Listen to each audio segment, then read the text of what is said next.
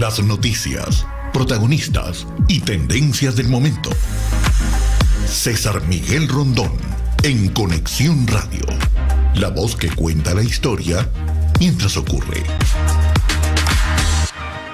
Muy buenos días.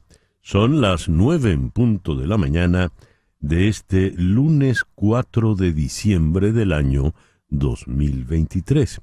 Y en este momento, a las 9 en punto de la mañana de este 4 de diciembre, usted está sintonizando en Conexión Radio por Éxitos 107.1 FM, la emisora del sur de Miami, Territorio Éxitos. Usted también nos puede escuchar en su teléfono celular, en su móvil, como le dicen los españoles, descargando la aplicación Actualidad Media Group.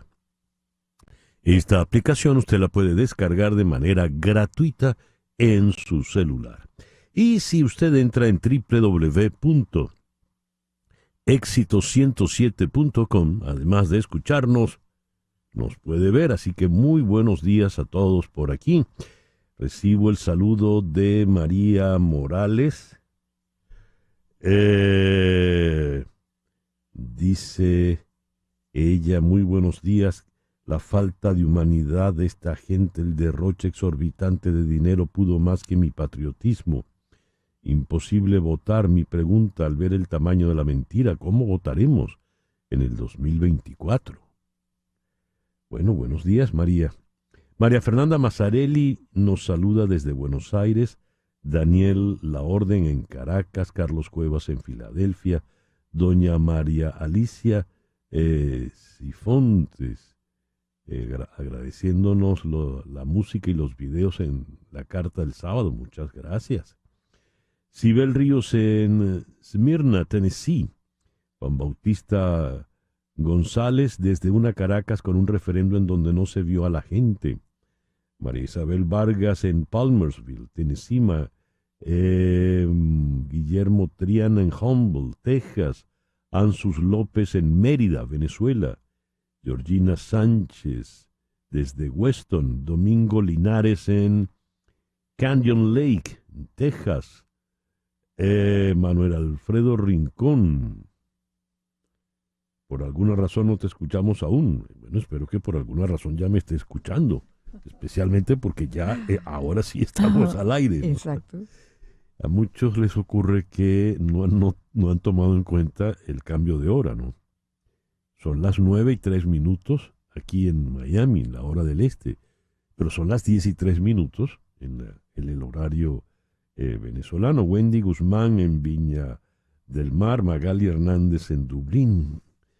Por todas partes, pues, reportan la sintonía. Nelder Durán en Panamá.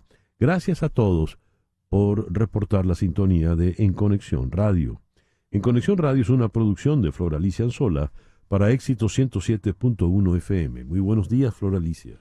Buenos días, César Miguel, y buenos días a todos aquellos que nos escriben, nos escuchan y participan durante el programa. Gracias. Laura Rodríguez está en la producción general. Muy buenos días, Laura. Buenos días a todos, feliz lunes. En Madrid, Mariel Sofía Rodríguez está en la producción informativa. Buenos días, Mariel Sofía. Hola, muy buenos días, feliz inicio de semana para todos. Jesús Carreño está en la edición y montaje. Carlos Prato en los controles. Buenos días, Carlos. Buenos días, feliz lunes.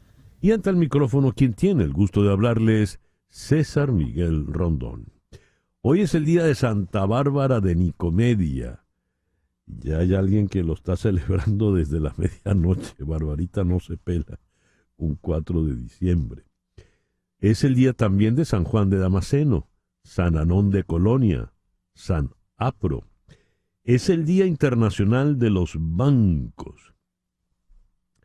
Este día se celebra para reconocer el importante aporte de la banca internacional con el fin de financiar el desarrollo sostenible y de esta forma mejorar la calidad de vida de la población mundial.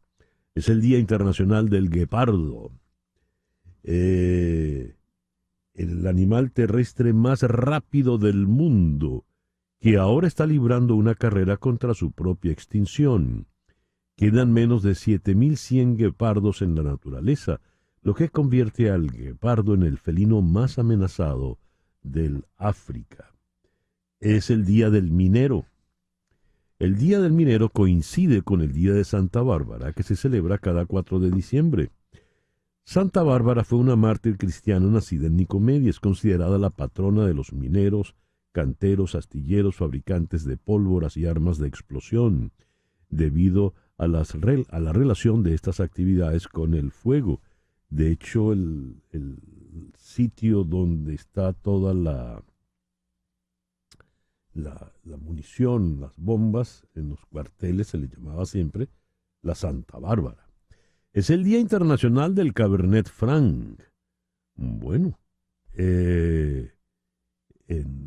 será que vayan ustedes a la hora del almuerzo a brindar con una copa de Cabernet Franc.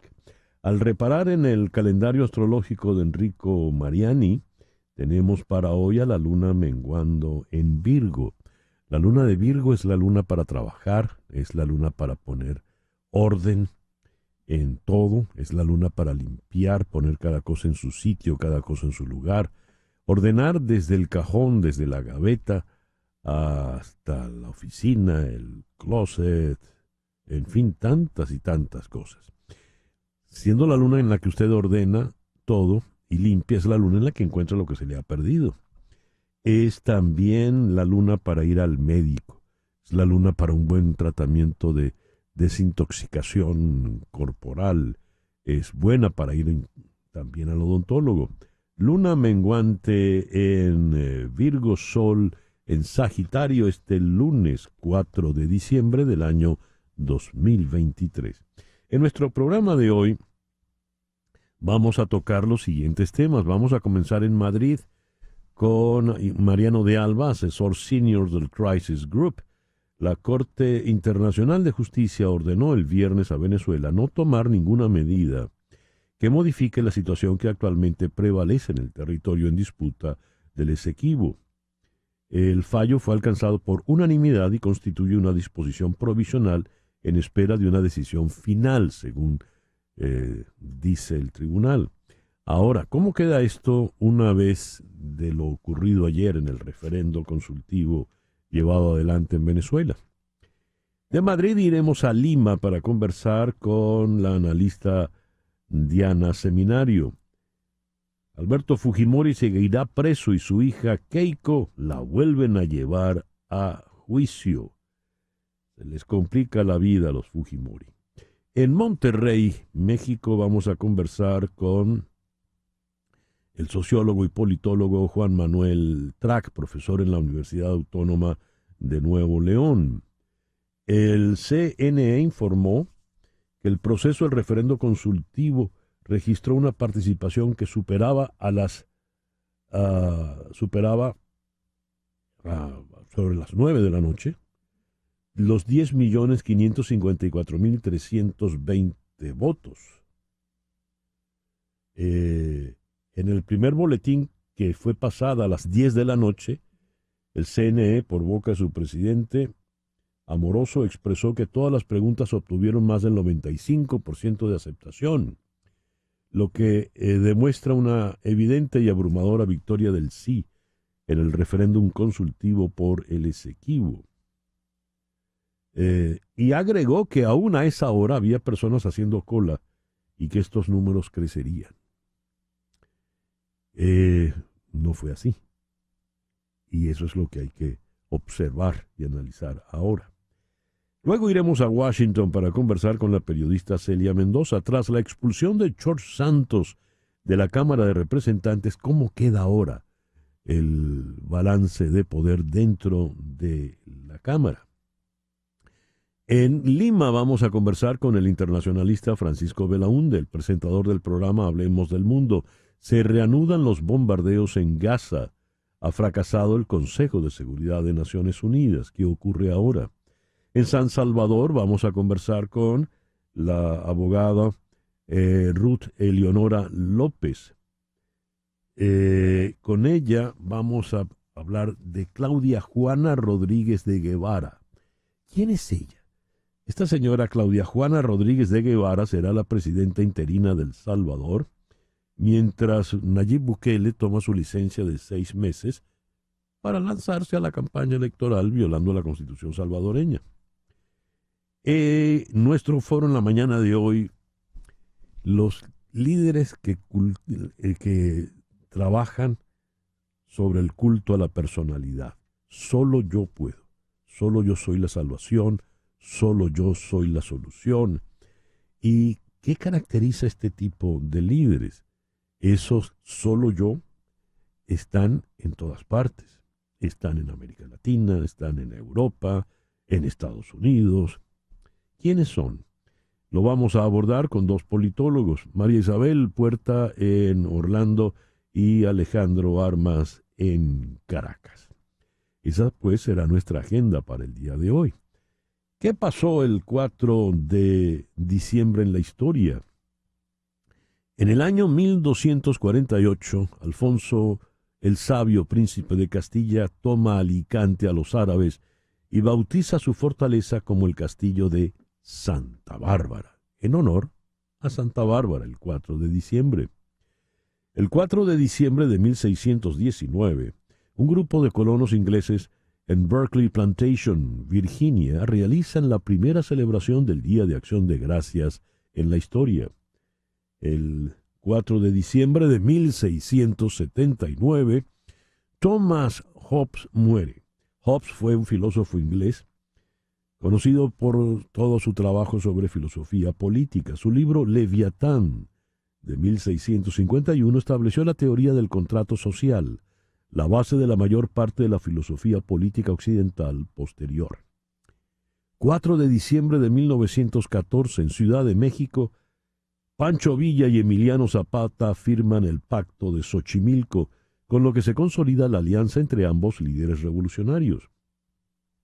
El 4 de diciembre de 1918, Woodrow Wilson embarca para sellar el Tratado de Versalles al cierre de la Primera Guerra Mundial, convirtiéndose así en el primer presidente estadounidense en viajar a NATO. El 4 de diciembre de 1975 falleció Hannah Arendt, otra destacada filósofa. También tocó el tema de la filosofía política. Hannah Arendt, alemana, judía, terminó convertida en ciudadana estadounidense, fue alumna de Martin Heidegger y hubo una relación amorosa entre ellos que fue llevada luego al teatro, ¿no? Como era posible una relación entre 2 personas antagónicas en el pensamiento. Y es la autora de ese tratado, de ese reportaje inmenso, que es Heinrich en Israel, la banalidad del mal. Falleció a los 69 años. En 1892, el 4 de diciembre, en el Ferrol, Galicia, nació Francisco Franco, caudillo de España por la gracia de Dios. Falleció 82 años después. En 1910, en Chile, nació el sacerdote jesuita José María Velas, el fundador de Fe y Alegría. Falleció en 1985 a los 75 años en Barinas, Venezuela. Hoy cumple, 59 años Marisa Tomei, quien ganó el Oscar por ese delicioso papel que hizo en Mi primo Vini. El 4 de diciembre de 1983, 40 años atrás, Jaime Lucinchi es elegido presidente de Venezuela. 5 años después, en 1988, es elegido presidente Carlos Andrés Pérez. Su segundo mandato inició, es decir, elegido para su segundo mandato como presidente. El 4 de diciembre de 1991, Pan American, la línea más importante de los Estados Unidos, la línea aérea más grande del mundo, se declara en bancarrota y deja de operar. Algo que parecía sencillamente imposible ocurrió. El 4 de diciembre de 1848 fallece Joseph Mohr. ¿Quién era Joseph Mohr? Joseph Mohr era un compositor austríaco, oriundo de Salzburgo, sacerdote católico, y es el autor de este villancico navideño, quizá la canción más universal de la Navidad. Hace 96 años, el 4 de diciembre de 1927, Duke Ellington inaugura el Cotton Club en Harlem. El 4 de diciembre de 1944 nació Dennis Wilson, el baterista de los Beach Boys. Y a las 9:17 de la mañana hacemos contacto con Hani Martínez Ward, tu abogada de accidentes. Muy buenos días, Hani. Muy buenos días, ¿cómo están todos? Feliz lunes, un lunes atareado porque bueno, el fin de semana, el comienzo de enero, de diciembre, es un mes donde hay tantas personas tan ocupadas, ¿ven? Así estamos, ya es diciembre, enero, ¿qué año empieza? Empieza este agite, ¿verdad? Y eso lleva a que la gente se ponga un poco nerviosa y se den más accidentes. ¿No es así? Exactamente así como tú lo dices, más accidentes, más personas en la calle, más turistas en la calle y bueno, entre la apuradera, los regalos, las cenas, ahí es donde suceden los accidentes y por eso siempre queremos recordarle de que usted tiene que tener el número de teléfono anotado, porque nunca se sabe cuándo va a tener un accidente. Y a la hora de tenerlo, no es a la hora de decir, ¿dónde es el número? ¿Cuál es el número de la abogada? ¿Cómo es que se llamaba? No, usted tiene que tener ahí el número en la mano para cualquier cosa que pase. Nosotros te podemos ayudar desde la escena del accidente, que esa es la clave de tener un caso y ganar un caso exitoso por las evidencias que se recopilan en ese momento. El número que usted debe tener en la memoria de su teléfono celular es el 855-DOLOR-55. 855-DOLOR-55, que equivale a 855-365-6755. Repito, 855-365-6755. Hani, tengo aquí el testimonio de el señor Diógenes. Escuchemos. Nos golpearon por atrás, un camión en exceso de velocidad, no se dio cuenta que el tráfico estaba parado. El servicio que me prestaron ha sido excelente en todos los momentos y en todas las circunstancias. Sí, el carro fue pérdida total porque fue un impacto muy grande. Ya me siento bien, me siento totalmente recuperado y gracias a ustedes fue buena la asistencia que me tuvieron. ¿Qué nos puedes decir del caso del señor Diógenes, Hani? Bueno, en primer lugar, la esposa primero tuvo un accidente, hizo el caso con nosotros, se recuperó con nosotros y bueno, estaba bien. Después, meses después, su esposo fue el que tuvo el accidente y bueno, ya conocía de nuestros servicios e inmediatamente nos llamaron desde la escena del accidente. Así que gracias que nos llamaron desde la escena del accidente, como un camión le dio, pudimos obtener todas las evidencias que necesitábamos de ese camión, a cuántas millas por hora estaba yendo, qué tan rápido estaba yendo y realmente comprobar de que esa persona era el culpable. Y gracias al tratamiento médico que se hizo, a que era una póliza comercial, pudo terminar el caso y él teniendo una compensación monetaria de $482,000 por su caso. Wow, repite la cifra, Hani, por favor. $482,000 exactamente. Wow. 480,000. Qué maravilla, qué bien, qué bien. Por eso, anote usted el número, por favor. 855-DOLOR-55. 855-DOLOR-55, que equivale a 855-365-6755. 855-365-6755. ¿Algo más, Hani? Eso es todo. Estamos aquí 24/7. Si usted tuvo un accidente el fin de semana, no dude en llamarnos hoy. Gracias, Hani. Hani Martínez Ward, tu abogada de accidentes. El editorial con César Miguel Rondón.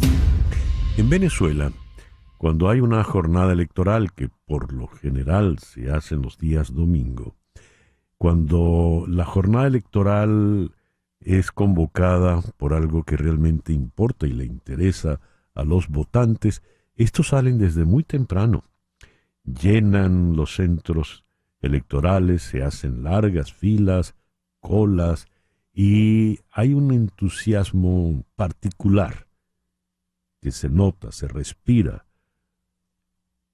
Por ejemplo, el pasado 22 de octubre, la sociedad civil venezolana organizó, a través de la Comisión Nacional de Primarias, las primarias de la oposición venezolana. Y en el caso venezolano, porque también se pudo votar en el exterior, pero en el caso venezolano, desde temprano, en las principales ciudades, en todos los sectores, había ese entusiasmo y se vieron multitudes en los centros electorales. En el día de ayer se había convocado a un referendo muy, muy importante para el régimen, el referendo consultivo sobre el territorio Esequibo. Sin embargo, temprano en la mañana salieron los reporteros y no vieron a nadie en los centros electorales. El canal oficial, los canales que tienen señal abierta, transmitían planos muy, muy cerrados para que no se viese, pues que no había gente yendo a votar.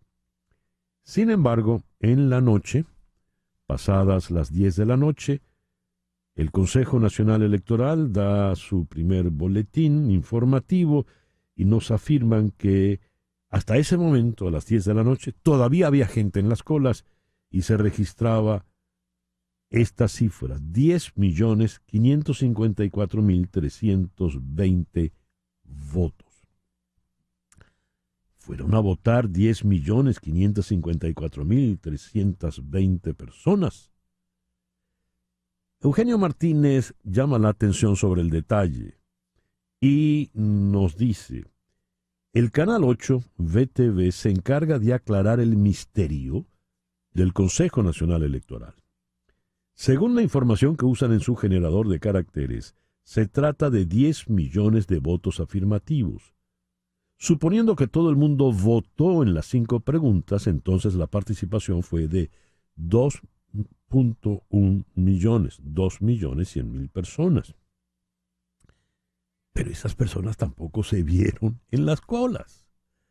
Es allí donde me detengo en el tweet de Tony Frangi Mawat, el editor de Caracas Chronicles, que escribió: noche para recordar las palabras del disidente soviético Alexander Solzhenitsyn. Lo cita: sabemos que nos mienten. Ellos saben que mienten. Ellos saben que sabemos que nos mienten. Sabemos que ellos saben que sabemos que nos mienten. Y sin embargo, siguen mintiendo. Que el régimen le mienta a los venezolanos es cosa vieja. Pero ayer se discutía un reclamo internacional.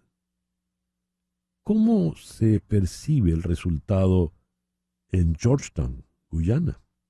¿Cómo perciben lo ocurrido o no ocurrido ayer en la CARICOM? ¿O en Cuba o en China, países que son más amigos de Guyana que de Venezuela? ¿Cómo se percibe esto en la Corte Internacional de Justicia? En Europa. ¿Cómo se percibe esto en la Casa Blanca?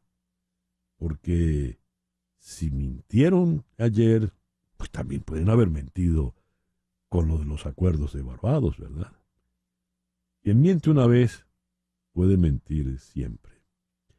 Por lo pronto, se supone que el pueblo venezolano que se quedó en su casa, o un fantasma en su nombre, dijo sí a convertir al territorio Esequibo en un nuevo estado de Venezuela. Veremos qué ocurre. 9:26 de la mañana. Continuamos en breve con César Miguel Rondón en Conexión Radio por Éxitos 107.1 FM. Y a las 9:29, Capicúa, vamos con las noticias más importantes de este 4 de diciembre de 2023. Es la manía por no querer envejecer, ¿no? Supongo yo. En fin. Israel amplió su ofensiva en toda Gaza y su primer ministro prometió continuar la guerra contra Hamás hasta que cumpla todos sus objetivos. Los comentarios del ministro, junto con el hecho de que Israel retiró a sus negociadores de las conversaciones sobre rehenes en Qatar, sugieren que es poco probable que se reanude el alto al fuego en el corto plazo. Mientras tanto, Irán advirtió que la operación de Israel corría el riesgo de desencadenar una expansión de la guerra, cuyos signos ya eran evidentes. Combatientes hutíes respaldados por Irán dispararon misiles contra 3 barcos comerciales en el Mar Rojo, y un buque de guerra estadounidense derribó 3 aviones no tripulados hutíes. Un ataque aéreo mató a 5 milicianos proiraníes en el norte de Irak. Irán y su llamado eje de resistencia están explotando la guerra entre Israel y Hamás para apoyar su objetivo de expulsar a las fuerzas estadounidenses del Medio Oriente, según argumentó el Instituto para el Estudio de la Guerra. El grupo islamista Hamás acusó hoy de parcialidad al fiscal de la Corte Penal Internacional, Karim Khan, de visita en Israel por aceptar la narrativa falsa y engañosa de la ocupación sobre los ataques del 7 de octubre y la guerra en la Franja de Gaza. Textualmente, el comunicado de Hamás dice: «Condenamos enérgicamente las declaraciones del Karim Khan y su parcialidad hacia la narrativa falsa y engañosa de la ocupación, y también condenamos su desprecio por los cientos de llamadas de abogados e instituciones de derechos humanos de todo el mundo, instándolo a acudir a la Franja de Gaza». En relación con Gaza, y a pesar de las violaciones actuales del derecho internacional humanitario por parte de Hamás y otros grupos armados en la Franja, la forma en que Israel responde a estos ataques está sujeta a parámetros legales claros que rigen los conflictos armados. Eso dijo en un comunicado el fiscal Khan a propósito de su visita. En una carta al Congreso publicada esta mañana, la Casa Blanca es tajante: «Nos hemos quedado sin dinero para apoyar a Ucrania en esta lucha». El mensaje de la directora de presupuesto, Shalanda John, a los líderes de la Cámara y el Senado utiliza el lenguaje más alarmante utilizado hasta ahora por la administración del presidente Biden en sus intentos por lograr más dinero del Congreso para Ucrania. «Quiero ser clara», dijo la señora John, «sin una acción del Congreso hacia fin de año, nos quedaremos sin recursos para adquirir más armas y equipos para Ucrania y para proporcionar equipos de las reservas militares estadounidenses. No existe un fondo mágico de financiación disponible para afrontar este momento. Nos hemos quedado sin dinero y casi sin tiempo». Fin de la cita. Manuel Rocha, de 73 años, ex diplomático estadounidense que sirvió como embajador de Estados Unidos en Bolivia, fue arrestado en una larga investigación de contrainteligencia del FBI, acusado de servir en secreto como agente del gobierno de Cuba, según The Associated Press. El caso del Departamento de Justicia acusa a Rocha de trabajar para promover los intereses del gobierno cubano. La ley federal exige que las personas que cumplen órdenes políticas de un gobierno o entidad extranjera dentro de Estados Unidos se registren en el Departamento de Justicia, que en los últimos años ha intensificado su aplicación penal del lobby extranjero ilícito. Claudia Juana Rodríguez de Guevara, una funcionaria prácticamente desconocida para los salvadoreños, asumió el rol de presidenta interina en sustitución de Nayib Bukele, quien se centrará en buscar la reelección tras obtener la licencia del Congreso. Claudia fue propuesta por Bukele y confirmada por la Asamblea Legislativa para gobernar durante los próximos 6 meses, mientras Bukele hace campaña para las elecciones del 4 de febrero, donde es favorito por su guerra contra las pandillas. Los científicos del clima están indignados después de que el presidente de la cumbre climática COP28, el sultán Al-Jaber, afirmara que no hay ciencia que diga que la eliminación gradual de los combustibles fósiles sea necesaria para limitar el calentamiento global a 1.5 grados Celsius por encima de los niveles preindustriales. Los informes científicos han demostrado que los combustibles fósiles deben reducirse rápidamente para mantener el calentamiento global por debajo de 1.5 grados, un umbral por encima del cual los científicos advierten que será más difícil para los humanos y los ecosistemas adaptarse. La presidencia de Al-Jaber de la cumbre COP28 ha sido bastante controvertida. El empresario emiratí es el enviado climático de los Emiratos Árabes Unidos y preside la junta directiva de su empresa de energías renovables, pero también dirige la empresa estatal Abu Dhabi National Oil Company. El rector del Consejo Nacional Electoral en Venezuela, Elvis Amoroso, informó que en el proceso de referendo consultivo sobre el Esequibo, el 3 de diciembre, se registró una participación que superaba los 10.554.320 votos. El primer boletín fue dado pasadas las 10 de la noche. Amoroso expresó que todas las preguntas obtuvieron más del 95% de aceptación, lo que demuestra, cito, una evidente y abrumadora victoria del sí en el referéndum consultivo por el Esequibo. Fin de la cita. No obstante, agregó que aún había personas haciendo cola y que esos números crecerían. No tenemos más informes después de las 10 de la noche. Como dijimos en el comentario editorial, esta visión, esta lectura no parece ser la más cercana a la realidad. ¿Qué ocurre ahora? Decíamos en el editorial que el gobierno le mienta a los venezolanos es cosa vieja, pero está mintiendo, por lo visto, en un caso internacional. Es la reclamación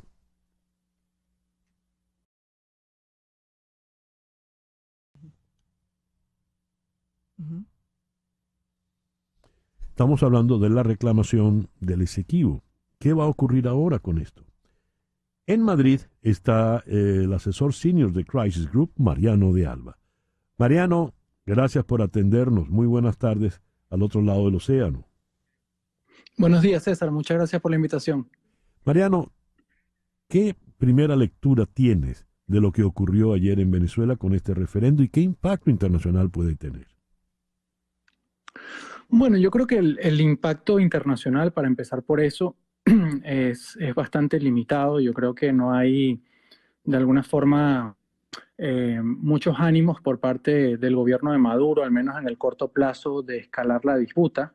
El gobierno de Maduro se ha conseguido, no solamente pues, con la reacción de la Corte Internacional de Justicia, lo que de alguna forma sube los costos para el gobierno de Maduro, sobre todo de adelantar una acción que de alguna forma pueda traducirse en una operación del sector militar en el territorio en disputa, sino que también estas semanas previas al referendo y obviamente con respecto al proceso ante la Corte, yo creo que ha habido señales importantes de la comunidad internacional de que un escalamiento de esa disputa no solamente sería inaceptable, sino que tendría importantes consecuencias en algo en lo que está muy interesado el gobierno de al menos mantener cierta cautela o cierto balance, que es su esfuerzo de recuperar legitimidad internacional y reducir su aislamiento.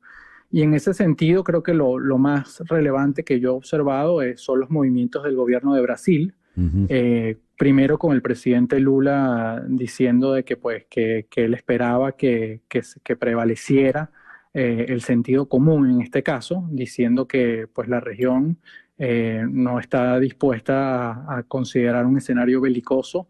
Sobre todo pues él hacía la comparación teniendo en cuenta que ya hay otras dos guerras en el mundo con consecuencias muy graves.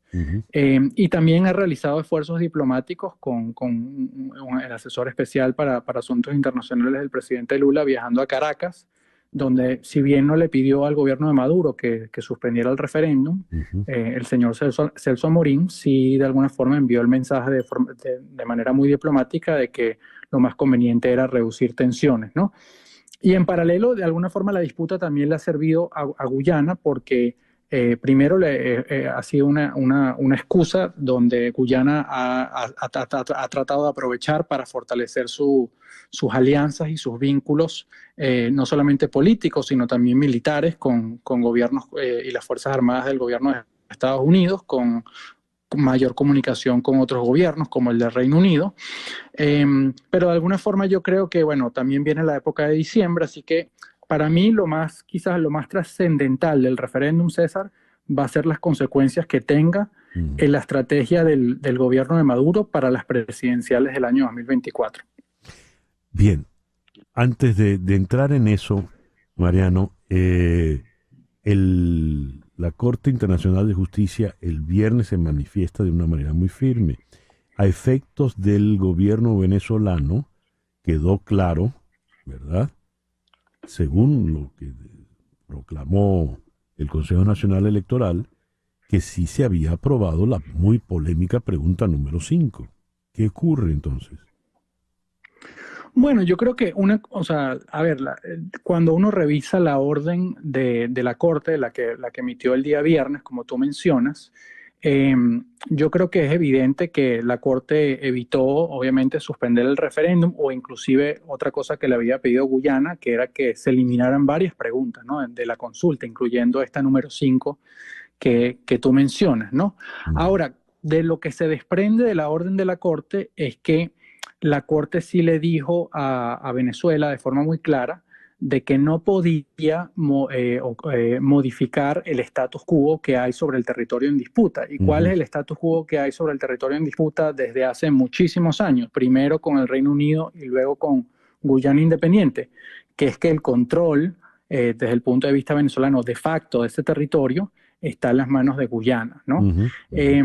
¿Eso qué significa con respecto a la pregunta 5? Que la Corte indirectamente, no explícitamente, pero sí indirectamente, está diciendo yo no voy a rechazar lo que plantea la pregunta o lo que planteó la pregunta número 5, no voy a condenar eso, pero siempre y cuando que las iniciativas que allí se refieren, y recordemos que lo que plantea la pregunta 5 es la creación del Estado Guayana Esequiba en Venezuela y operativos, digamos, para cedular a las personas que allí viven, etcétera, etcétera. Entonces lo que la Corte dice es, yo no voy a condenar eso siempre que esas iniciativas que estaban reflejadas en esa pregunta 5 de alguna forma se queden en lo simbólico y no sean ejecutadas en el territorio en disputa. Es decir, el gobierno de Venezuela a partir de hoy pudiese de alguna forma empezar una discusión en la Asamblea Nacional de crear el Estado de Guayana Esequibo, de agregarlo a los estados que tiene Venezuela, empezar a trabajar en un plan para cedular, pero eso se tiene que quedar en lo simbólico. Y si no se queda en lo simbólico, si de alguna forma Venezuela trata de implementar eso en la práctica, y para eso obviamente tendría que utilizar la fuerza militar, muy probablemente Guyana volverá a la Corte a pedir nuevas medidas provisionales para que le ordene a Venezuela que se retire de ese territorio. Ya. Mariano, muchísimas gracias por estos minutos en la mañana de hoy. Muchas gracias, César. Muchos saludos. Mariano de Alba, asesor senior de Crisis Group, nos habló desde Madrid. 9:43, una pequeña pausa y ya regresamos. En un momento regresamos con César Miguel Rondón en Conexión Radio por Éxitos 107.1 FM. Sintonizas a César Miguel Rondón en Conexión Radio por Éxitos 107.1 FM. 9:45. Contratar los servicios de un abogado de inmigración es un asunto serio, porque establecerse en Estados Unidos requiere trámites que debes realizar solo con abogados con mucha experiencia y conocimiento del sistema. Y ese es el caso de las abogadas de Canelo Fadul Immigration. Especialistas en todo tipo de visas, ellas suman más de 55 años de experiencia, asesorando desde la solicitud de la visa hasta la obtención de la residencia y posterior ciudadanía. Si necesitas asesoría para inmigrar y establecerte en Estados Unidos, llama al 844-8-MIGRAR, 844-8-MIGRAR, que equivale a 844-864-4727. Di que llamas de mi parte y la primera consulta será gratis. También puedes escribir a inmigraya@canelofadul.com. Canelo Fadul Immigration, reputación, confiabilidad y efectividad. Leo lo siguiente. El Poder Judicial del Perú autorizó el comienzo del juicio oral contra Keiko Fujimori, lideresa del partido Fuerza Popular, acusada por los delitos de lavado de activos y organización criminal relacionados con el caso Cócteles. La decisión se anunció el pasado viernes.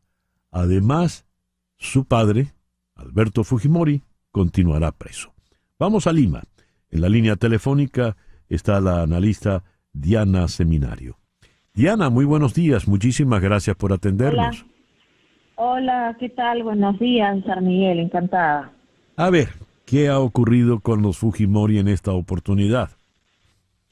Bueno, lo que ha ocurrido son dos cosas casi en simultáneo, ¿no? El Tribunal Constitucional que terminó la semana pasada, determinó en una aclaración que se le solicitó, determinó que el tribunal, que el indulto a Alberto Fujimori era legal y que, si bien es cierto, el expresidente Kuczynski lo dio en diciembre del año 2017, luego la Comisión Interamericana de Derechos Humanos planteó que no se ve, que volvió a su casa, volvió de haber estado libre, volvió a la cárcel. Luego el Tribunal Constitucional determinó que se le dé la libertad otra vez, que el indulto era legal, y otra vez dijeron que no por delitos de lesa humanidad.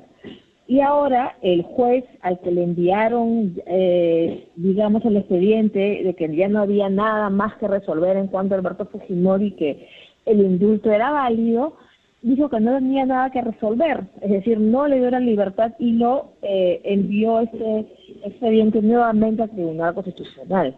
Entonces eso es una ida y venida, y en el Tribunal Constitucional, el presidente del Tribunal Constitucional ha señalado que sí lo deberían dejar libre. Sin embargo, la gente de la Comisión Interamericana de Derechos Humanos ha dicho que no, una vez más, y se generan una serie de debates. El tema es que hoy mismo el juez que condenó a Fujimori, el juez de San Martín, ha dicho que la condena de Fujimori no es por crímenes de lesa humanidad, sino la condena de Fujimori es por homicidio calificado y secuestro. Entonces ahí otra vez hay una controversia. Entonces lo que quedaría de expectativa es que si el Tribunal Constitucional, que no especificó que se le libere, finalmente tome una decisión en ese sentido, de que, digamos, a Fujimori se le devuelve el indulto que le dieron hace ya 6 años. Ese es el tema de Alberto Fujimori. Y el tema de Keiko Fujimori es que ya finalmente se determina que va a ir a juicio. El caso por el que se le vino investigando hace también como 7 años, finalmente podría ir a juicio, el caso de lavado de activos. Entonces, mientras en el Perú tenemos una crisis institucional en el Ministerio Público, mientras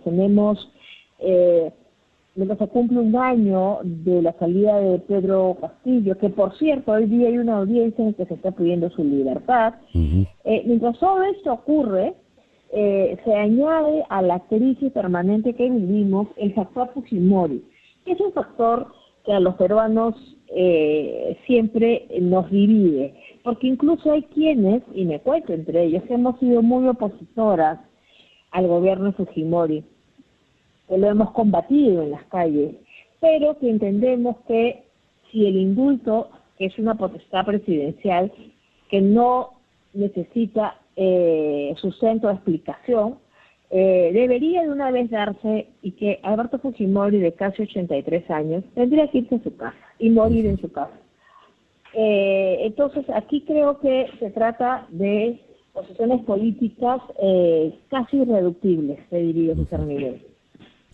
¿Qué puede pasar con Keiko?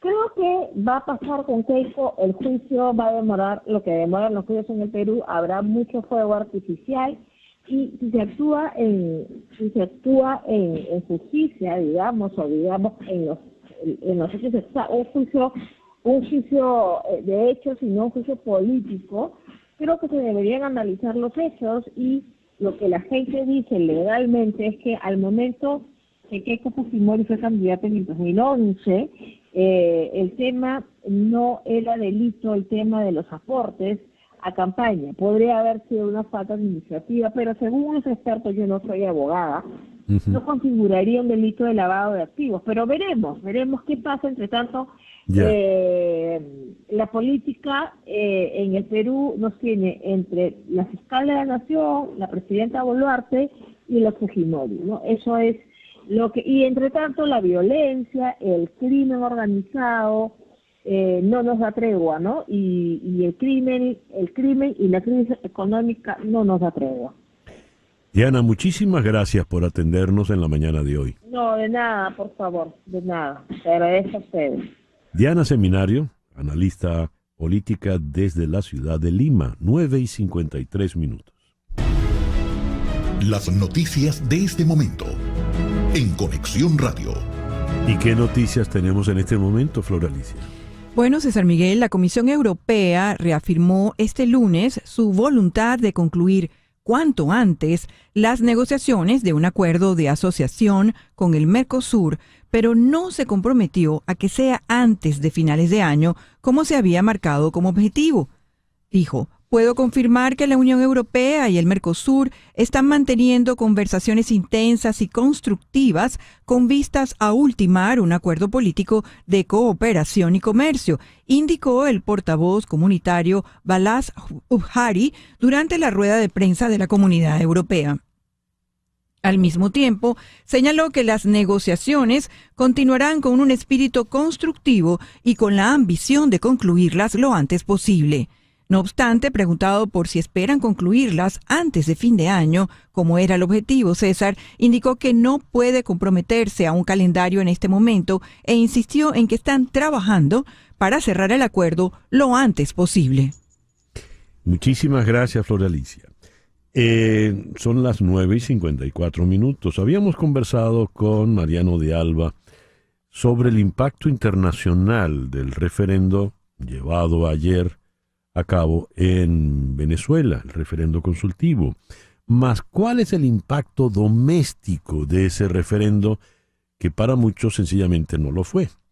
Abordemos este tema con Juan Manuel Trac. Juan Manuel Trac, sociólogo, es doctor en procesos políticos contemporáneos por la Universidad de Salamanca y actualmente es profesor en la Universidad Autónoma de Nuevo León.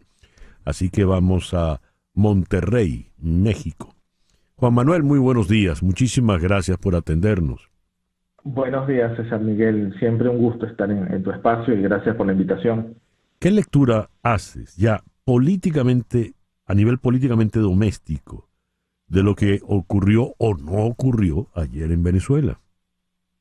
Sí, ayer lo que se evidenció y tal como ha sido el resultado confuso que ha publicado el actual presidente del Consejo Nacional Electoral, Elvis Amoroso, pareciera que la participación fue muy baja o menor de la esperada, motivo por el cual ese es un campo abierto para la propaganda, pero en todo caso la evidencia y la percepción de quienes hicimos seguimiento al evento y quienes estaban en tierra que fueron a los centros, que eran algunos miembros de mesa, señalaron la muy baja participación de la ciudadanía en un referéndum impuesto desde arriba sobre una materia que no había oportunidad ni siquiera de tener a alguien como testigo de la alternativa no, motivo por el cual es un referéndum desde mi punto de vista que no contribuye en ninguna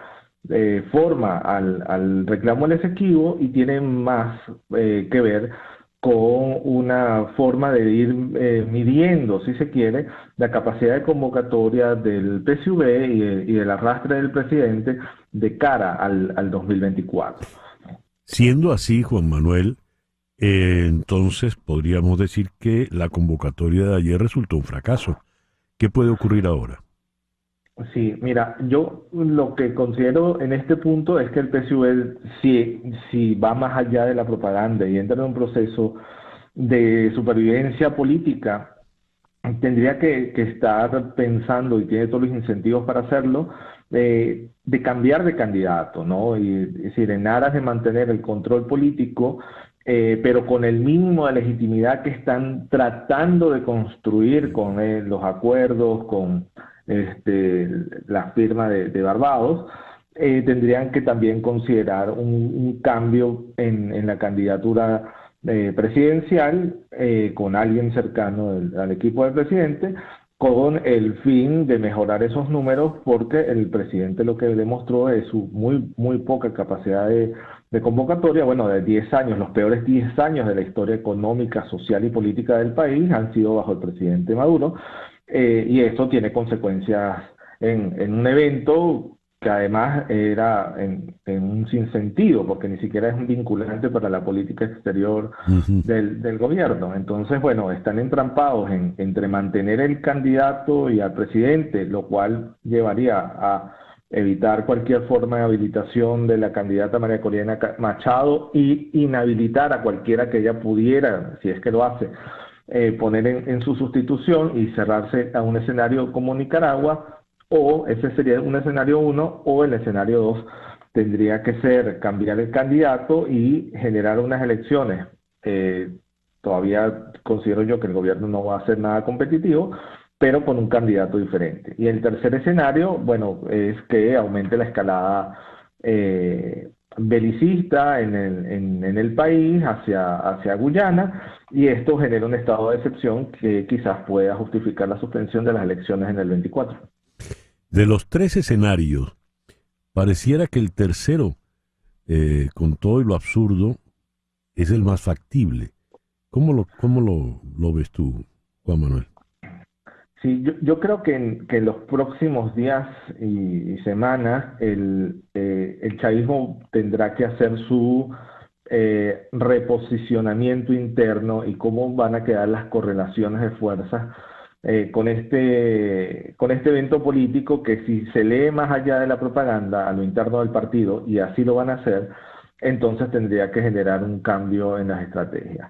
Una posición maximalista de parte de Maduro sería utilizar el resultado del referéndum desde la propaganda para, bueno, cumplir la pregunta número 5, que es la de ocupar el territorio guyanés, lo cual generaría un conflicto internacional muy grave.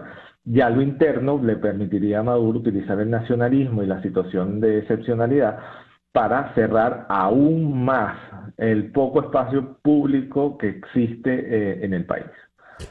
El culto a la personalidad del señor Maduro ha crecido de una manera impresionante en los últimos tiempos.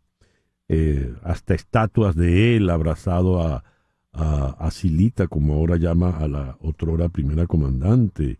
En fin, ¿no pareciera que este individuo con ese ego ya crecidísimo, hinchadísimo, vaya a ceder por otro candidato? A menos que haya una crisis interna de envergadura. ¿Habrá esa crisis interna de envergadura, Juan Manuel? Sí, yo en este momento no la veo, pero el gobierno suele ser muy opaco. Las rupturas del gobierno a veces saltan, como saltó la fiscal en el 2014, ¿no? Saltó de repente, y uno decía, ojo, esta señora fue nombrada desde el chavismo. Pero habría que ver sobre todo lo que tiene que ver con la disposición de las Fuerzas Armadas en involucrarse en un conflicto bélico a nivel internacional. Y luego con los intereses que hay en Guyana Esequiba, en donde no solo es la ExxonMobil, hay cantidad de concesiones chinas. Entonces muchos de los aliados del gobierno también tienen intereses en Guyana, y eso pesa también en ese cálculo que haga el chavismo a lo interno. Habría que esperar en las próximas horas cómo el gobierno, más allá de la propaganda, está procesando este resultado, y si eso lleva a Maduro a radicalizarse para neutralizar a sus críticos internos, o si bien alguna facción dentro del chavismo dice, mira, sigamos nosotros, pero Maduro exilio dorado, ¿no? Esas serían una de las alternativas que tienen ya los diferentes bloques en el seno del chavismo. Ya. Juan Manuel, muchísimas gracias por estos minutos en la mañana de hoy. Gracias a ti por la invitación. Juan Manuel Trac, profesor en la Universidad Autónoma de Nuevo León, nos habló desde Monterrey, en México. Son las 10:02 de la mañana, una pequeña pausa y ya regresamos en Conexión Radio por Éxito 107.1 FM en Miami. Una pausa y regresamos con César Miguel Rondón en Conexión Radio. En la conversación reciente con Juan Manuel Trac, comentaba cómo el culto a la personalidad del señor Nicolás Maduro ha crecido de manera considerable en los últimos tiempos.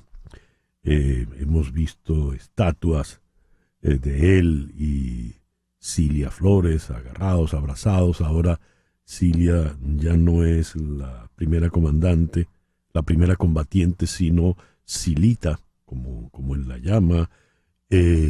Cuentan la historia de amor, de cómo ella se enamoró de él, y todo esto para crecer su imagen y que haya un culto hacia su persona. ¿Qué ocurre con estos líderes generalmente autoritarios que hacen el culto a la personalidad? Solo yo puedo, pareciera ser el lema fundamental de estos líderes. Solo ellos pueden llevar adelante una gestión exitosa de gobierno. El culto a la personalidad, Leo, es un fenómeno masivo de seguidismo, adulación y obediencia constante a un individuo que se ha erigido líder de un movimiento o estamento determinado, normalmente extendiéndose al ámbito de un país entero como mínimo. Entre estos líderes hay de izquierdas, hay de derechas, y están en todo el planeta. Trump en Estados Unidos, Xi Jinping en China, Vladimir Putin en Rusia, por ejemplo. ¿Por qué existen estos líderes que solo ellos pueden? ¿Cómo podemos definir este culto a la personalidad? ¿Qué lo justifica? Para abordar el tema, tenemos a la doctora María Isabel Puerta. Ella es profesora visitante de Ciencias Políticas en Valencia College, en Orlando. María Isabel, muy buenos días. Muchísimas gracias por atendernos. Hola César, hola Flora Alicia, un gusto estar con ustedes. Muchas gracias. Hola, gracias. Y en Caracas está el periodista y magíster en Ciencias Políticas, Alejandro Armas. Alejandro, muy buenos días. Gracias por sumarte a nuestra conversación. Hola, ¿qué tal? Muchísimas gracias a ustedes por la invitación. A ver, ¿por qué se da este fenómeno, este tipo de líderes? Solo yo puedo. María Isabel, comenzamos contigo. Estaba leyendo el libro de Rackman, ¿no? Comencé anoche a escucharlo. Ajá. Y hay algo que yo creo que es importante y es que también eso obedece a un contexto geográfico, histórico, porque las razones por las cuales algunos países tienden a favorecer esa necesidad o esa dependencia de un hombre fuerte también tiene que ver con ese contexto histórico.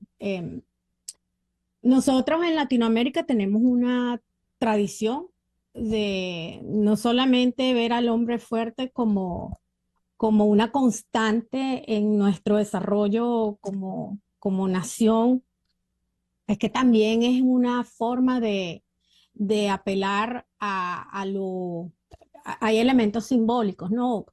Creo que lo decías hace un rato, ¿no? El tema, o lo hemos conversado antes, el tema del nacionalismo es importante, pero no se expresa igual en el caso de aquí de Estados Unidos, que está muy mezclado con la religión, con el nuestro, que tiene mucho más que ver con un tema de autodeterminación. Entonces ahí confluyen varias razones, no necesariamente todas las causas que llevan a la posibilidad de que esos liderazgos tengan resonancia y receptividad, pero por supuesto, hay una similitud en el hecho de que el ego es importante. No es igual el liderazgo de Chávez al de lo que tenemos ahora con Maduro. Por eso tiene que apelar a otros elementos para mantener su coalición, al menos pensar que dejar el poder es mucho más costoso para ellos que mantener a Maduro allí. Sin embargo, ya vemos que hay rumores de que eso tampoco es una garantía, pero creo que las circunstancias históricas, geográficas, territoriales, tienen mucho que ver con la forma como se desarrollan estos liderazgos que habría que buscar, porque los pueblos tienden a sacrificarse y si los valores democráticos son realmente parte de sus aspiraciones, porque eso también está en duda, ¿no? Hablaba Marisabel Puerta Riera. ¿Qué opinas tú al respecto, Alejandro? Sí, yo pienso que este tipo de liderazgo altamente personalista, altamente enfocado en una sola persona, responde a una especie de arquetipo junguiano, esa idea del hombre fuerte o su variante femenina, la mujer fuerte, esa persona que está imbuida de un poder especial para conducir, liderar y resolver problemas, y que tiene casi una especie de poder mágico para resolver los pesares de las masas en situaciones críticas.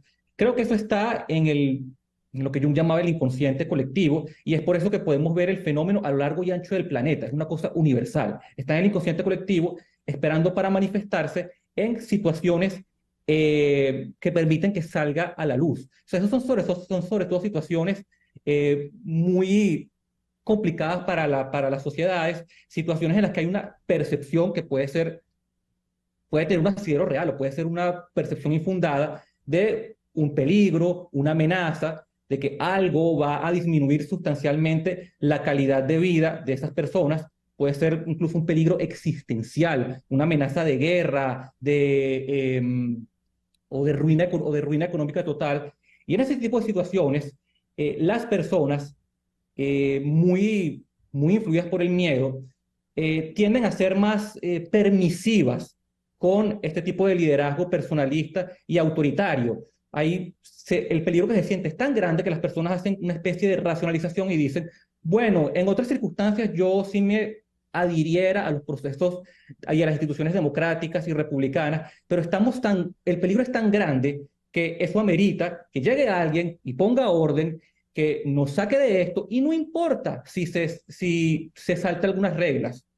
Lo que importa es que nos saque de esta situación tan delicada.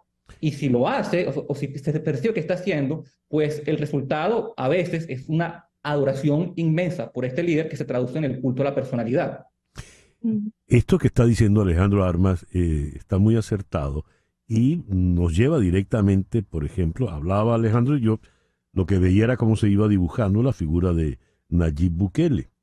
Nayib Bukele se ha saltado la constitución salvadoreña para poder ser de nuevo candidato presidencial, porque solo él puede llevar adelante la guerra contra las pandillas. En cualquier violación que haya, pero la gente, luego de vivir atemorizadas por las pandillas, dicen, no, claro, voy con Bukele y no importa que se salte la constitución. Ese es un ejemplo. En Europa hay mujeres que andan bajo estas premisas, la señora Meloni en Italia, la señora Le Pen en Francia. Ahora, ¿qué puede llevarles a ellos a perder? Pongo el caso venezolano. Hugo Chávez hace campaña en los llanos venezolanos prometiendo freír en aceite la cabeza de los adecos. Imagínese usted tamaña salvajada. Y la gente le aplaude al delirio. Parte el país en dos como nunca antes se había vivido y sale del poder porque sencillamente se muere, porque si no estaría allí todavía. Y entonces le sustituye un individuo sin carisma, pero que se deja contaminar igual por ese culto a la personalidad hasta llegar a lo que hemos visto. Pero fíjense, no tiene poder de convocatoria según lo que vimos en el día de ayer. Ese culto a la personalidad es inderrotable, María Isabel. No, claro que no. Y hemos visto cómo en distintos episodios de la historia, porque el mismo Alejandro lo acaba de decir, esto es algo global, esto está pasando en todos lados, pero tampoco es que es inevitable. Lo que sí yo creo es que vuelvo a cuál es la conexión. Por ejemplo, lo que acabas de decir de Bukele, ahí hay una conexión importante y es que la gente se siente protegida porque hay una persona que está implementando una serie de políticas que a su modo de ver, da su realidad inmediata, son efectivas. Por supuesto, si nosotros argumentamos que se están violando derechos humanos, que se están violentando los mecanismos constitucionales, eso no le importa a la gente, lo que le importa a la gente son los resultados. Y ahí es donde yo incluyo que de no haber efectividad no en el liderazgo, los liderazgos no van a desaparecer a menos que sean ineficientes, y ese es el caso de Maduro. En el caso de Maduro, él no ha podido darle ningún tipo de respuestas a la población, no solamente a la oposición, sino a su propia base política. Pero entonces, por supuesto, tú has señalado, él no tiene carisma, además de que él fue impuesto y su capital político simplemente fue una transferencia.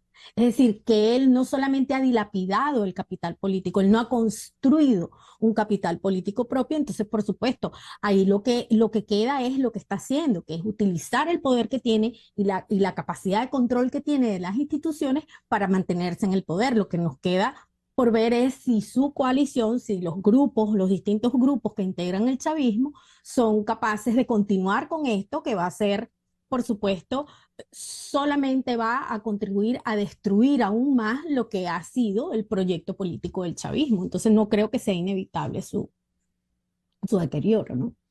A ver, los líderes carismáticos están por encima de todo. El señor López Obrador recientemente acusó a la Corte Suprema mexicana porque se niega a que los jueces sean electos por el pueblo soberano, apostándole él a que esa votación, entre comillas, popular, la va a ganar él, porque él es el pueblo. Todos estos líderes que hablan en nombre del pueblo se asumen ellos en primera persona como el pueblo. Lo hacía López Obrador, lo hacía Hugo Chávez. En Alemania lo hacía así absolutamente Hitler cuando empieza a convocar a las masas en la decadencia de la República del Weimar. Fíjate, tenemos casos de izquierda y de derecha, porque mencionamos a Bukele, he mencionado a López Obrador. ¿Qué otros casos puede haber? En Estados Unidos es evidente el fenómeno del expresidente Donald Trump. ¿Qué hay en común en ellos y qué no lo hay? Le pregunto a Alejandro Armas. Sí, lo que hay de común, yo diría que lo que hay de común en ellos, aparte de esta tendencia personalista y autoritaria de la que ya hablamos, es otro fenómeno que suele ir de la mano con aquello, que es el populismo. Estos líderes todos tienen en común que son populistas. Y el populismo, a diferencia de lo que algunos creen, que algunos lo confunden el populismo es un concepto un poco resbaladizo. Muchas personas lo confunden con la demagogia, y no es exactamente eso. Otras personas la confunden con esa idea de que hay que darle al pueblo todo lo que pide, entonces lo asocian con la izquierda en cuanto a reivindicaciones socioeconómicas, pero el populismo no es exactamente esto. El populismo no tiene ataduras ideológicas, puede ser de izquierda, puede ser de derecha, puede ser socialista, puede ser conservador, como en el caso de Trump o Marine Le Pen en Francia o Vox, o el partido Vox en España. El populismo es más bien un estilo de hacer política que hace una distinción muy marcada, muy antagónica, irreconciliable entre entre comillas, pueblo noble, virtuoso y unas, de nuevo entre comillas, élites corruptas. El líder populista se encarna como el líder, como el reflejo, la encarnación de ese pueblo virtuoso en lucha contra las élites corruptas, de manera que tenga carta blanca para hacer básicamente lo que quiera y para concentrar poder, para ir en contra de la división de poderes, contra el imperio de la ley, quebrar las normas cuando haga falta. Es lo que estamos viendo, por ejemplo, en el López Obrador con sus ataques a la Corte Suprema, también que López Obrador ha atacado antes el organismo electoral mexicano. Esa es la idea. La idea es que mediante esta encarnación del pueblo virtuoso, el líder puede hacer básicamente lo que quiera. Y eso es lo que a mi juicio tienen en común todos estos dirigentes, más allá de lo ideológico, que en lo ideológico pueden ser totalmente distintos. O sea, lo que Trump representa ideológicamente o lo que Bukele representa ideológicamente puede ser diametralmente opuesto a lo que representa Chávez. Pero el punto en común está ahí, en el populismo, en la tendencia a creerse el único representante legítimo de ese pueblo y esa coartada para concentrar poder. El pueblo virtuoso, el líder del pueblo virtuoso. Buena la definición que nos da Alejandro. Por ejemplo, ya para concluir, te planteo esto, María Isabel. Ya para concluir breve, porque el tiempo se nos vino encima. Ayer hubo un referendo donde se plantea una diferencia con el vecino, que es Guyana. Se plantea incluso tomar más de la mitad del territorio guyanés como Estado venezolano. Y entonces todos estos líderes siempre ubican a los enemigos claramente. Hitler hablaba de los judíos, Trump habla de los inmigrantes, igual que la señora Le Pen o la señora Meloni. Y aquí el detalle está en que podrían buscarse unos enemigos que el pueblo venezolano, por los resultados de ayer, no encontró. ¿Qué puede pasar en este caso? Ya para concluir, María Isabel. A mí me parece que por los resultados, a pesar de que entiendo que Amoroso dijo que fueron más de 10 millones, algo así, uno entiende que por los resultados, todos los sectores, no solamente la oposición, sino que también las bases del chavismo, pues no le compraron esta movida a Maduro, que a todas luces lo que busca es no solamente avivar el nacionalismo, que yo creo que eso no se debe poner en duda, sino también apelar a su base, a ver si él logra recomponer su base política, y eso parece que está muy, muy mermado. A mí me parece que es y la verdad, vamos a ser francos, a pesar de que hay gente que cree que de verdad va a pasar algo, para muchos está claro que es simplemente un mecanismo de distracción y, por supuesto, muy peligroso para efectos de las elecciones del año que viene. Muchísimas gracias, María Isabel, por habernos atendido en el programa de hoy. Muchísimas gracias, Alejandro, también por haber compartido con nosotros. Un gusto, muchas gracias a ustedes. Saludos, Alejandro. Saludos, María Isabel, saludos, César, y gracias por la invitación. María Isabel Puerta Riera es politóloga, profesora en el Valencia College en Orlando, y Alejandro Armas, magíster en Ciencias Políticas, nos habló desde Caracas. 10:23 de la mañana, una pequeña pausa, y ya regresamos en Conexión Radio por Éxito 107.1 FM en Miami. En un momento regresamos con César Miguel Rondón en Conexión Radio por Éxitos 107.1 FM. George Santos es un personaje que siento se le escapó a la imaginación de un escritor fértil, osado, ¿verdad? Porque es un personaje donde todo por lo visto era falso. Ya habrá un momento para hablar de él, cómo un personaje de esa catadura pudo llegar al Congreso de los Estados Unidos. Pues bien, ha sido expulsado por la puerta trasera de la manera más vergonzosa en una curiosa votación bipartidista, en momentos donde estos dos partidos pues cada día están más lejanos el uno del otro. ¿Cómo queda esa Cámara de Representantes ahora? ¿Cuál es el balance de poder? Vamos a Washington. Allí en la línea telefónica está Celia Mendoza. Celia, muy buenos días. Muchísimas gracias por atendernos. Muy buenos días, César Miguel. A ver, ¿cómo queda ahora la casa, the House of Representatives? Bueno, realmente en este momento la Casa de Representantes queda con esta silla vacía. Esto ahora llevará a una elección especial que se tendrá que anunciar en los próximos días. La gobernadora de Nueva York, Kathy Hochul, tendrá que tomar la decisión durante los próximos días y esto tendrá que suceder en alrededor de 3 a 4 semanas para que se pueda determinar quién es el reemplazo de George Santos. Esto obviamente en un momento en que la diferencia entre republicanos y demócratas en la Cámara de Representantes no es muy definida y esto llevaría a la posibilidad de que los demócratas puedan ganar algunas curules, casillas dentro de la Cámara de Representantes, lo que permitiría eventualmente que haya un cambio en el poder. Y esto muestra qué tan difícil tiene el trabajo el Partido Republicano en medio de estas situaciones que se estaban dando. Recordemos que durante este voto especial, el líder de la Cámara de Representantes, así como el liderazgo republicano, votó en contra de esta moción, teniendo en cuenta esta situación, a pesar del perfil político del señor Santos y de los diferentes problemas legales que enfrenta. Y escuchamos a algunos de los más controversiales republicanos defender a Santos, asegurando que si es así como se le está sacando a él, podría suceder con otros.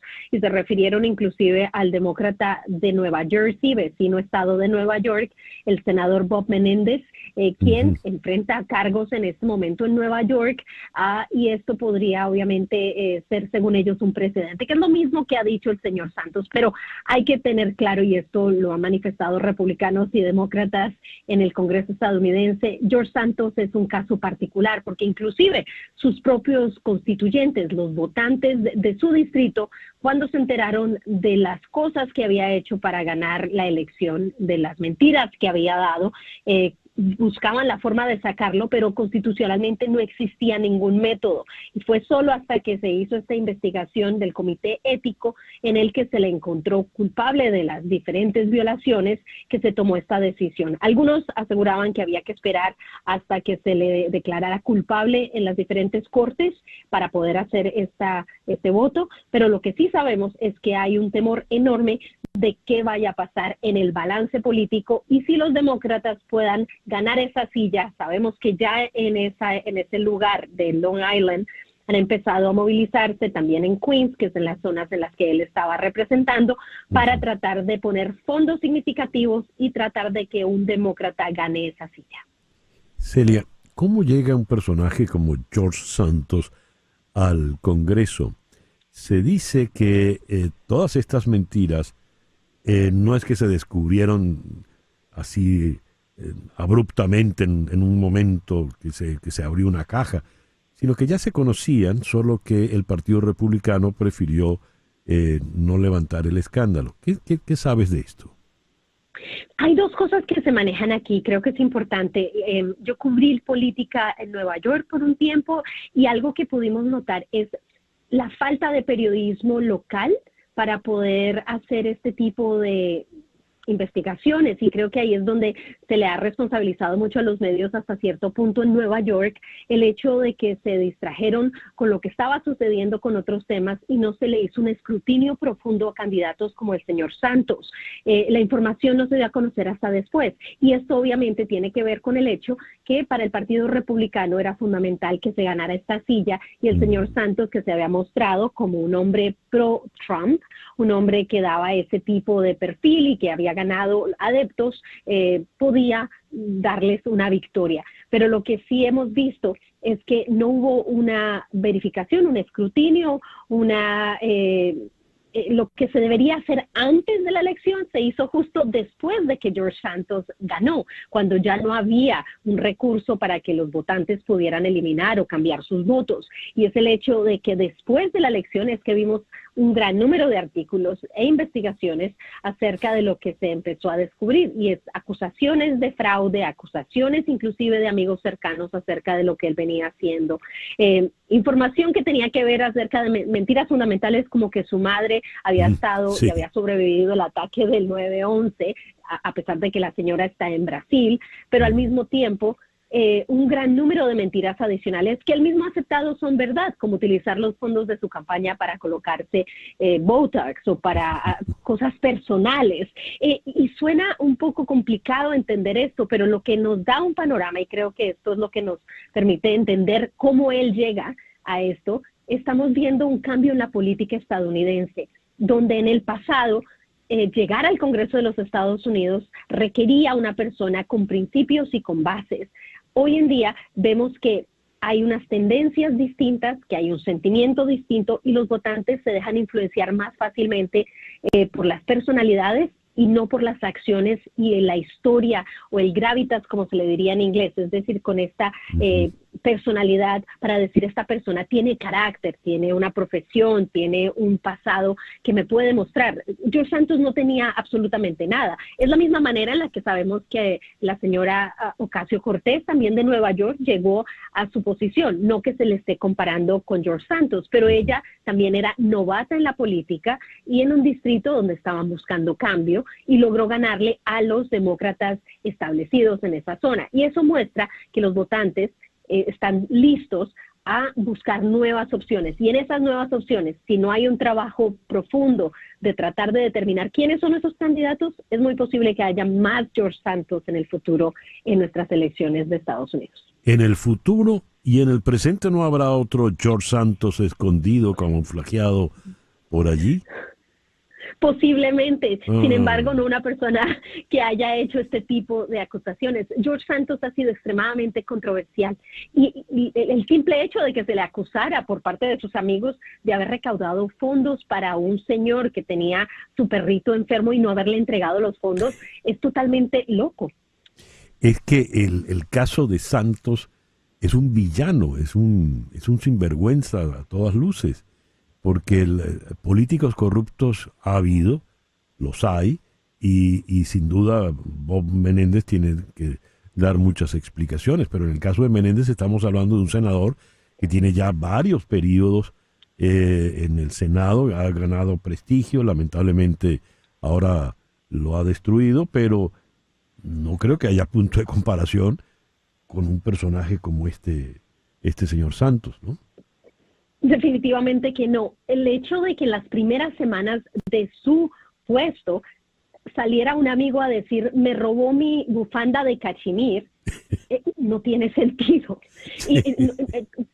Comparado con un senador Menéndez, quien enfrentó cargos, y no podemos evitar recordar que enfrentó cargos muy serios en una corte federal en Newark, Nueva Jersey, donde el jurado no pudo llegar a un acuerdo, así que salió libre de cualquier tipo de acusación, y tenemos que esperar qué sucede con esta siguiente. Por eso es que se le dan ciertas concesiones distinto a lo que se ha visto con George Santos, donde las cosas han sido evidentes y donde él mismo ha aceptado que ha hecho cosas que son irregulares, que ha mentido, que ha defraudado y que ha engañado. Y creo que ahí es donde los votantes, porque se nos olvida que hay que recordar que los votantes trataron de sacarlo en su momento tras darse cuenta que habían votado por una persona que no era la persona que se había presentado.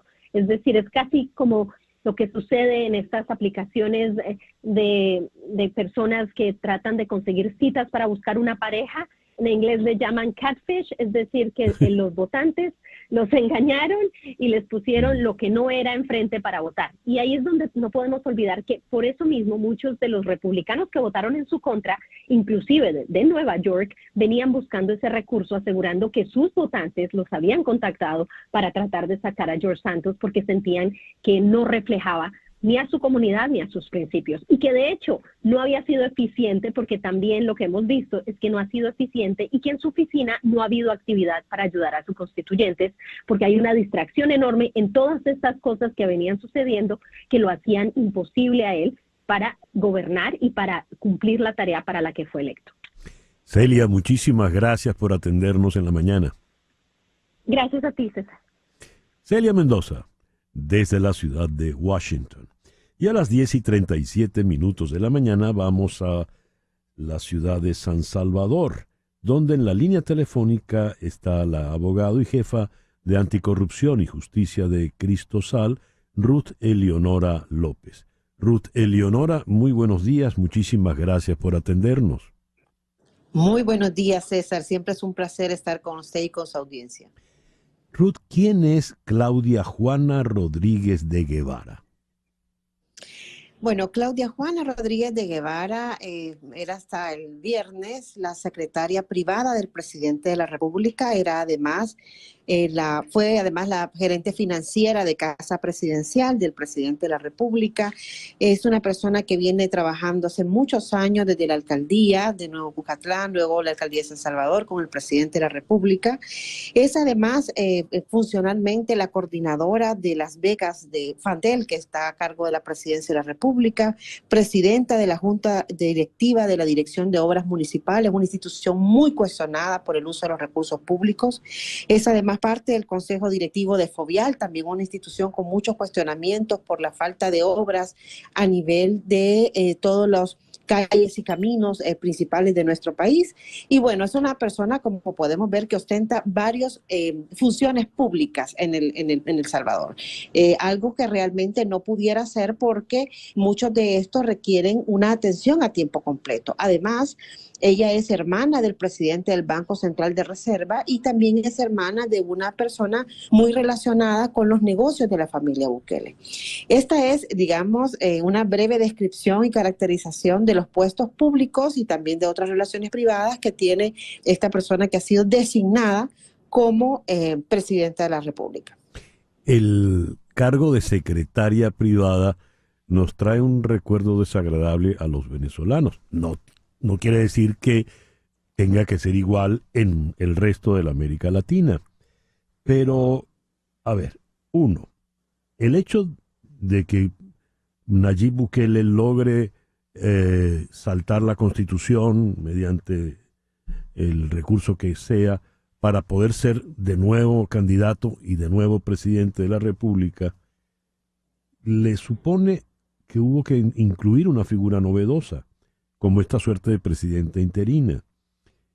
¿Qué requisitos tenía que llenar ella, la señora Claudia Juana Rodríguez de Guevara, para estar allí? ¿Ser meramente de la confianza absoluta del señor Bukele?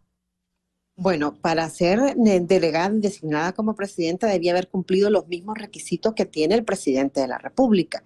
O sea, desde la moralidad notoria, una instrucción notoria, el ser salvadoreña, el no tener contratos con el Estado, etcétera. Son un conjunto de requisitos que tendrían que haber sido verificados y esto me trae justamente a lo que usted decía inicialmente. Es decir, estas son situaciones que no son nuevas para nuestra América Latina y yo creo que habría que analizar el nombramiento de ella desde dos perspectivas. Desde una perspectiva, la primera es sobre lo que sustenta el nombramiento, que ya sabemos que es inconstitucional, porque los artículos de nuestra Constitución establecen que no es posible la reelección inmediata y tienen como un principio fundamental la alternancia, igual que ocurrió con muchos países de América Latina y que fue modificado justamente cuando el que ostenta el poder quiere mantenerse, sino que además hay otras situaciones bastante complejas como la causa alegada para ser sustituido el presidente. Eso no es permitido en nuestra Constitución.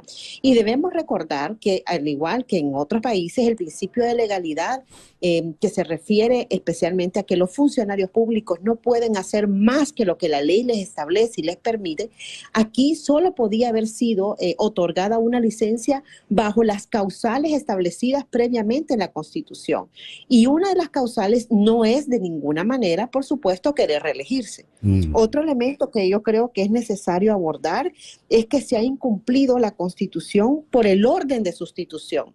Nuestra Constitución establece que cuando el presidente, por alguna razón de enfermedad, viaje, etcétera, no asuma la presidencia, tiene que asumirla el vicepresidente. Y la única razón para que el vicepresidente no la asuma es que esta persona sea candidata a presidente, no a vicepresidente. Y nuevamente recuerdo el artículo 86 que ya les refería. Y por último, hay dos situaciones más que yo creo que son importantes señalar. La primera es que Bukele no presentó personalmente su solicitud de licencia, que es un requisito constitucional y formal, ¿no? Y lo otro es que además Bukele no envió una terna de designados presidenciales. ¿Por qué importante justamente por su pregunta, porque la Asamblea debió haber evaluado de estas ternas quiénes son las personas que cumplían los requisitos de esas ternas, de cada una de esas ternas, que son 2 ternas al menos, debe elegirse una persona. Y estos son los designados presidenciales. ¿Qué significa esto? Que esta persona se eligió simplemente por el designio del presidente y no por la facultad deliberativa de la Asamblea Legislativa, lo cual vulnera la Constitución. Y por último, hay un elemento que es un elemento constitucional de mucho valor en todas nuestras constituciones, y es que la persona debe ser juramentada y debe asumir el cargo. Esa juramentación nunca se produce, esa juramentación y la formalidad incluso de la publicación del diario oficial, que yo no dudo que pueda salir hoy publicado, ¿verdad? Pero lo cierto es que ese acto de juramentación, que además está expresamente establecido en la Constitución, no se produce. De ahí que habría que cuestionarse incluso quién es en estos momentos el comandante en jefe de las Fuerzas Armadas. O situaciones tan particulares, claro, porque si no hay presidente, ¿quién es el comandante general de las Fuerzas Armadas? ¿Sigue siendo el presidente de la República o es esta nueva persona designada que no ha sido juramentada? Es decir, son irregularidades que marcan claramente todo el proceso inconstitucional al que nos han llevado, en este caso, esta voluntad de un funcionario de querer mantenerse en el poder. Bueno, creo que la explicación ha sido muy, muy completa. Menudo problema. Ruth Eleonora, muchísimas gracias por atendernos en la mañana de hoy. Muchísimas gracias a ustedes por esta invitación y bueno, siempre disponibles para usted y su público. Gracias. Ruth Eleonora López, abogada, nos habló desde San Salvador. 10:44 de la mañana, una pequeña pausa y ya regresamos en Conexión Radio por Éxito 107.1 FM en Miami. Continuamos en breve con César Miguel Rondón en Conexión Radio por Éxitos 107.1 FM. Se han reanudado los bombardeos en Gaza. El Consejo de Seguridad de Naciones Unidas el viernes planteó un inmediato y prolongado cese al fuego. Este no se ha logrado.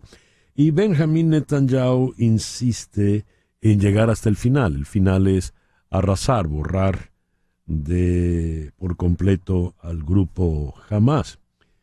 Cuando ocurre esto, tenemos que hoy lunes en Jerusalén se ha reanudado el proceso por corrupción contra Benjamín Netanyahu, casi 2 meses después de ser suspendido por el ataque del 7 de octubre. Netanyahu, recordemos, 74 años, es sospechoso de haber recibido regalos por casi $200,000 por parte de acaudaladas personalidades. A ver, ¿a dónde va este conflicto en el Medio Oriente? Vamos a consultar la opinión de Francisco Belaúnde, internacionalista, presentador del programa Hablemos del Mundo. Francisco, muy buenos días. Muchísimas gracias por atendernos. Buenos días, César Miguel. Un gusto estar contigo, nuevamente. Con estas nuevas que nos llegan desde la Franja de Gaza, la ofensiva de Israel, la reanudación del juicio, ¿a dónde puede llegar a parar esta situación tan compleja? Mira, en lo que se refiere al conflicto, hay una intervención interesante del jefe del Pentágono que dijo que Israel podría sufrir una derrota estratégica. Claro, lo que pasa es que puede destruir en lo más que pueda al movimiento Hamás y de paso, claro, estaría destruyendo también Gaza y matando a muchos civiles. Entonces podría efectivamente matar a algunos líderes de Hamás, destruir buena parte de su infraestructura, pero lo que hace también al mismo tiempo es alimentar un odio, ¿no? Multiplicar el odio a los israelíes, lo que quiere decir que siempre grupos como Hamás u otros siempre van a poder reclutar gente que cometa atentados terroristas contra Israel. O sea, nunca va a poder salir finalmente, ¿no?, de ese conflicto. Entonces, le está advirtiendo que además va en línea con lo que ha pedido Biden, ¿no? Israel tiene que mostrar cierta prudencia al momento de lanzar sus ataques. Y entonces sí, pues hay una situación muy complicada, porque puede resolver las cosas en el muy corto plazo, pero no pues en el mediano y largo plazo. O sea, es un conflicto que se puede eternizar como está pasando hasta ahora, ¿no? Y ya en el plano político doméstico, ¿qué significa que se haya reanudado con todo y la ofensiva el juicio contra Netanyahu? Bueno, lo que quiere decir que las instituciones democráticas en Israel siguen funcionando. Más allá efectivamente de una situación de emergencia, bueno, pasado el mayor impacto que puede justificar que a un momento ya suspendido, pero ya, bueno, ya es momento que los juicios, en particular al señor Netanyahu, se retomen. Y eso habla muy bien, sin duda, de la democracia israelí, ¿no? Este conflicto, entonces, el conflicto bélico en sí, los ataques, los bombardeos en Gaza, van a llegar, va a ser un proceso ilimitado, indefinido en el tiempo. Bueno, el propio Netanyahu dijo que esto podía durar, ¿no? Digamos, hablaba de un mes y medio más al inicio del próximo año. Lo que pasa, otra vez, o sea, eso sería, el tema no va a terminar ahí, porque después viene, bueno, ¿qué va a pasar con Gaza? Con lo que quede de Gaza y con la población. ¿Quién va a gobernar eso? ¿No? Ellos el Netanyahu no quiere que sea la Autoridad Nacional Palestina, pero entonces ¿quién lo va a hacer? Y Estados Unidos dijo, oye, ustedes no pueden pretender volver a ocupar Gaza. No es lo que nosotros queremos. Y ahí obviamente va a haber, como han dicho varios analistas, incluso en el propio Israel, que va a haber pues un encontronazo de alguna manera entre Biden y Netanyahu respecto a lo que viene después. Ya. Francisco, muchísimas gracias por atendernos en la mañana de hoy. De nada, encantado. Francisco Belaunde, internacionalista, presentador del programa Hablemos del Mundo, nos habló desde la ciudad de Lima, 10:53. Las noticias de este momento en Conexión Radio. Y ya para cerrar, ¿qué tenemos, Flor Alicia? Bueno, César Miguel, el mayor juicio contra militantes pro democracia de Hong Kong, en el que 47 activistas están acusados de infringir la ley de seguridad nacional impuesta por Pekín, concluyó hoy y se espera un veredicto entre 3 o 4 meses. Los acusados, incluidas algunas de las más destacadas figuras pro democracia de la ciudad, un académico legal y ex legisladores, son juzgados en la Corte Suprema por conspiración para cometer subversión. Este delito, fíjate en esto, César, puede implicar cadena perpetua en virtud de la Ley de Seguridad Nacional impuesta por Pekín en el año 2020 en este centro financiero, en respuesta, como sabemos, a las masivas y a veces violentas protestas pro democracia del año anterior. La acusación, que presentó sus cargos hace más de 1000 días, reprocha a los 47 activistas haber organizado, participado y apoyado unas elecciones primarias no oficiales en julio de 2020 para determinar los candidatos opositores en vistas a unos comicios al órgano legislativo municipal. Así que ahora van a tener que esperar unos meses para saber si lo que les toca finalmente es la cadena perpetua. Ay, gracias, Flor Alicia. 10:54. Y así nos vamos por el día de hoy. En Conexión Radio fue una producción de Flor Alicia Anzola para Éxito 107.1 FM, con Laura Rodríguez en la producción general, Mariel Sofía Rodríguez en la producción informativa, Jesús Carreño en edición y montaje, Carlos Prato en los controles y ante el micrófono, quien tuvo el gusto de hablarles, César Miguel Rondón.